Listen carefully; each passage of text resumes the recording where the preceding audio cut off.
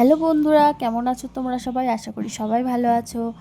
আজকে আমাদের ফ্যামিলি সবাই মিলে আমরা চলে যাচ্ছিলাম রথের মেলা দেখতে স্বাস্থ্য নদীর মাঠে। দেখো এখানে আমার বৌদি, আমার মা, জেঠি, দিদি সবাই মিলে যাচ্ছে। দেখতে দেখতে আমরা এই যে স্বাস্থ্য নদীর মাঠে পৌঁছে গেছি। দেখো এই যে টোটো থেকে নেমে পড়লাম। এই যে এবার সবাই দাঁড়িয়ে আছে। আস্তে আস্তে আমরা মেলার দিকে এগোচ্ছি। তো এখানে এত ভিড়, প্রচণ্ড পরিমাণে ভিড়।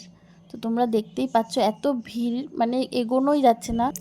এই ভিড়ের মধ্যে একটি বাচ্চাকে একজন চুরি করে নিয়ে চলে গেছে। দেখো এখানে মেলায় গেলে তোমরা অবশ্যই নিজের নিজের বাচ্চাদের সামলে রাখবে। তারপর আমরা প্যান্ডেলে ঢুকে জগন্নাথ দেবকে দর্শন করে নিলাম। দেখো এত সুন্দর সাজিয়েছে, ময়ূরের পালকের সাজ খুবই সুন্দর লাগছে, মানে অসাধারণ লাগছে এক কথায়।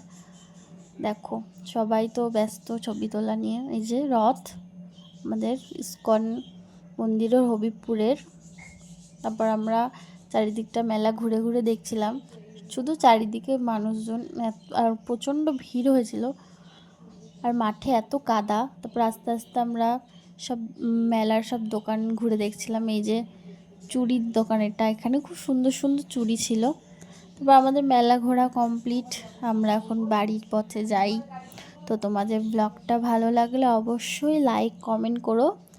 তোমাদের সবাইকে টাটা।